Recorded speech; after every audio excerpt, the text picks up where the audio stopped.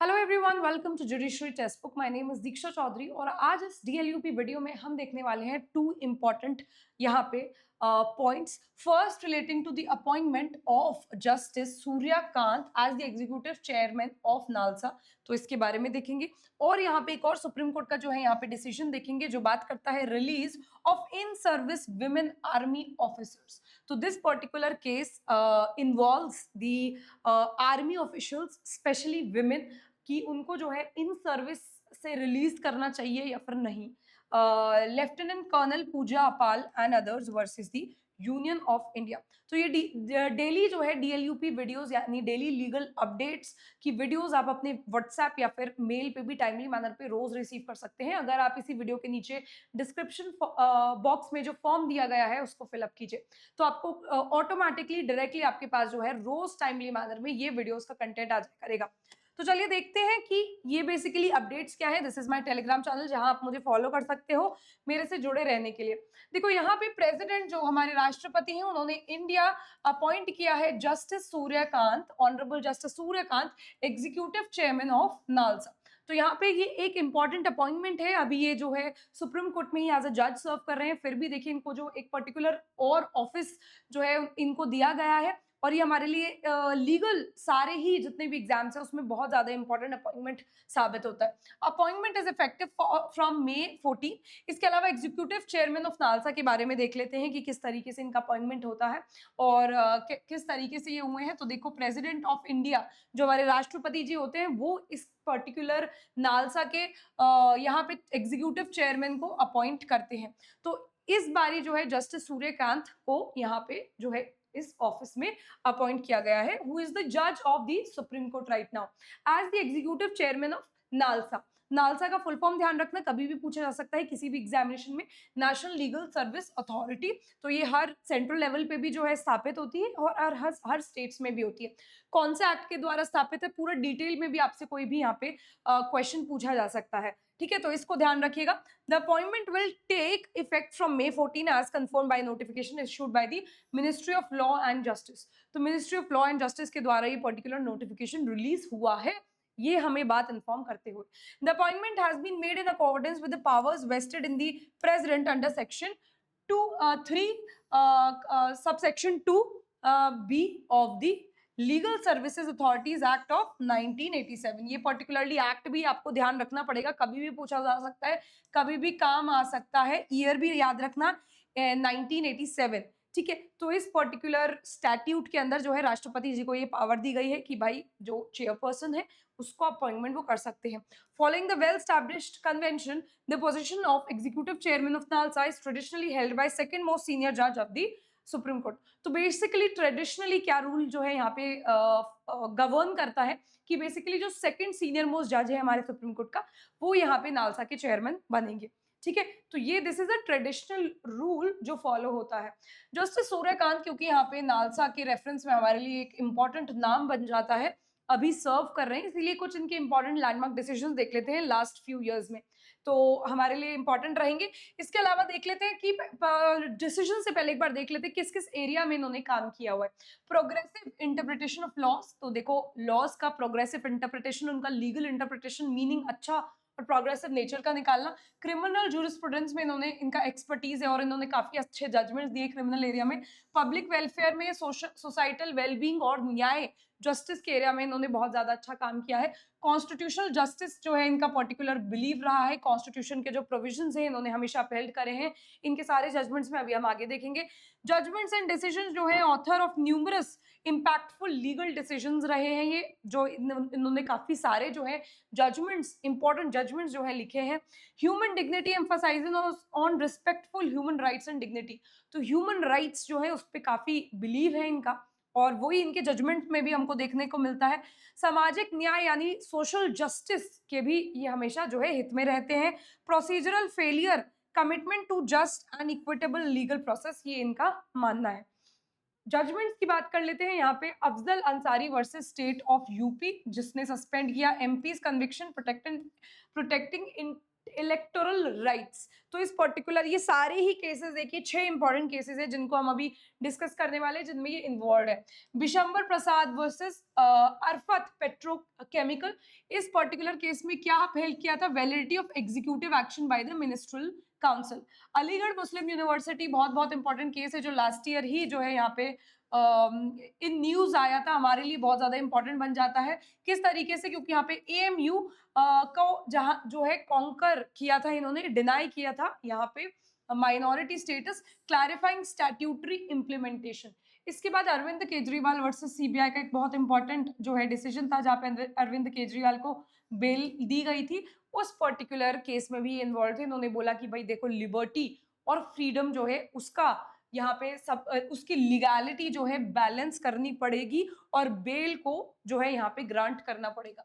इसके अलावा Mariam Fasiuddin versus the state, इस पर्टिकुलर केस में इन्होंने क्वाश करे थे evidences protecting against judicial abuse. इसके अलावा Union of India versus Tar Sen Singh defended solatium and interest for land owners in acquisition cases. तो जो लैंड ओनर्स थे उनके हित में जो है पर्टिकुलरली इन्होंने ये पर्टिकुलर डिसीजन लिया।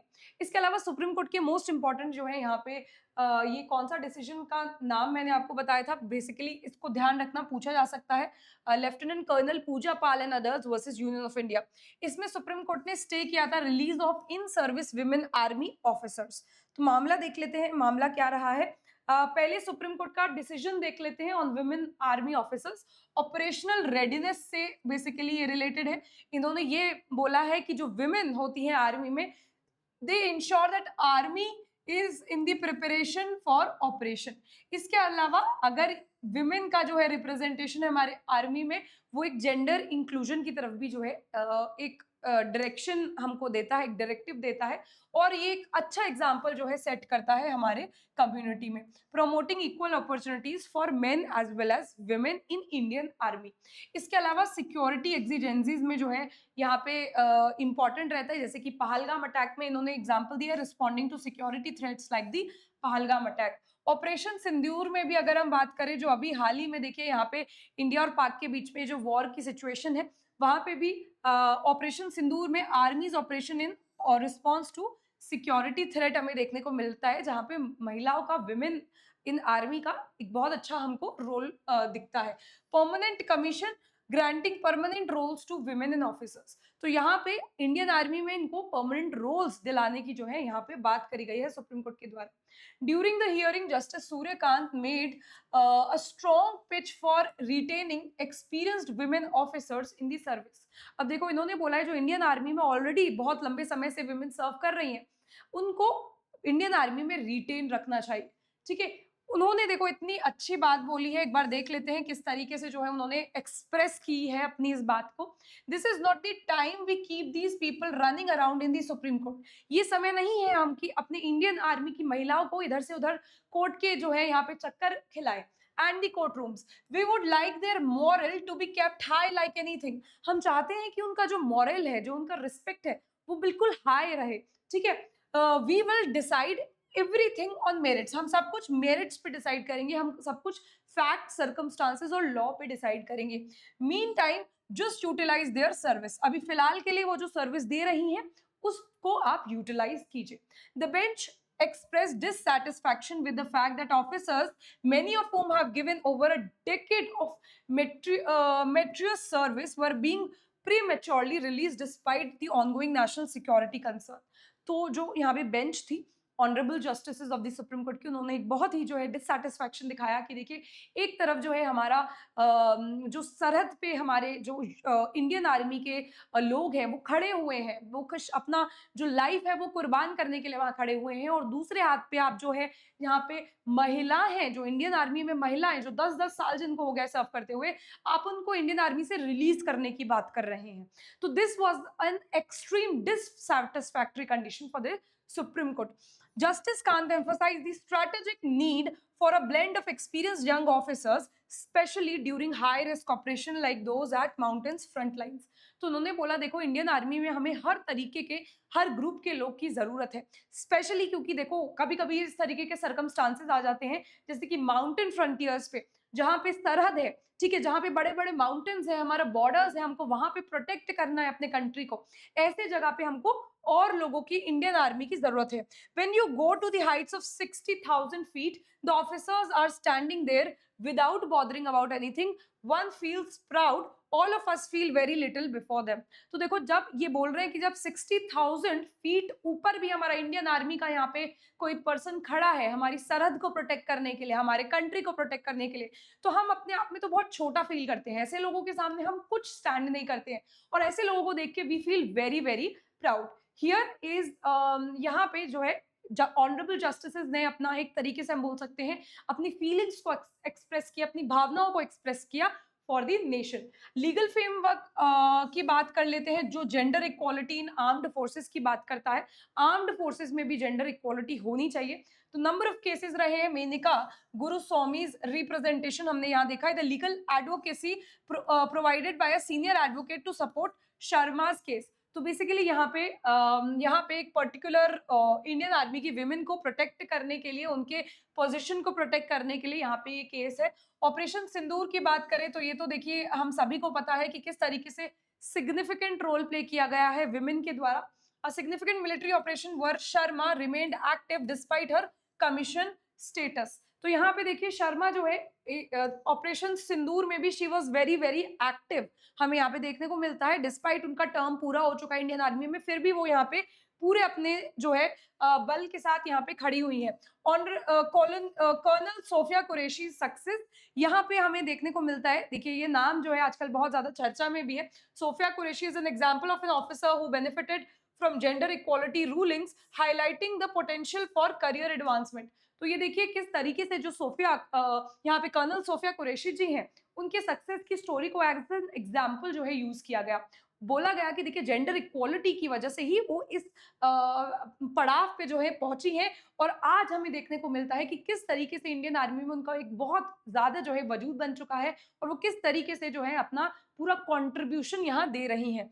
बबीता पूनिया's केस देखा जाए तो supreme court landmark ruling that establish gender equality in the armed forces. तो बेसिकली ये बबीता पूनिया की रूलिंग थी जिसमें जेंडर इक्वालिटी का जो स्टेटस है वो हेल्ड किया गया. इसके अलावा गीता शर्मा की पिटिशन देखी जाए तो the core of the case focusing on the denial of permanent commission to the lieutenant colonel Sharma. तो बेसिकली लेफ्टिनेंट कर्नल शर्मा को एक परमानेंट कमीशन में जो है यहाँ पे ऐड नहीं किया जा रहा था, इसकी वजह से ये पूरा जो है मुद्दा हमारे सामने आया है. ठीक है, इसके बाद देख लेते हैं गवर्नमेंट स्टैंड और जस्टिफिकेशन. क्या सरकार का स्टैंड रहा है इस सारे मुद्दे पे कि महिलाओं का रिप्रेजेंटेशन इंडियन आर्मी में होना चाहिए या नहीं होना चाहिए, परमानेंट कमीशन में मोर इंपॉर्टेंटली होना चाहिए या नहीं होना चाहिए. Appearing for the union of India additional solicitor general Aishwarya Bhati. तो ऐश्वर्या भाटी जी जो है ये भी एक महिला ही थी जो सरकार की तरफ से यहाँ खड़ी हुई है. इन्होंने एक्नॉलेज किया है कि भाई देखो यहाँ पे कोई डिनाई करने की बात ही नहीं है कि महिला को क्या कॉन्ट्रीब्यूशन रहा है इंडियन आर्मी में. ठीक है, इन यूनिफॉर्म शी स्टेटेड, उन्होंने बोला the nation sleeps while the defence force are awake all night. उन्होंने बोला कि देखो पूरा भारत, पूरा जो हमारा कंट्री है वो सो रहा है जब हमारी इंडियन आर्मी जो है यहाँ पे पूरे बॉर्डर्स पे खड़ी हुई है, बिल्कुल तैनात खड़ी हुई है, बिल्कुल अलर्ट वाली सिचुएशन में खड़ी हुई है.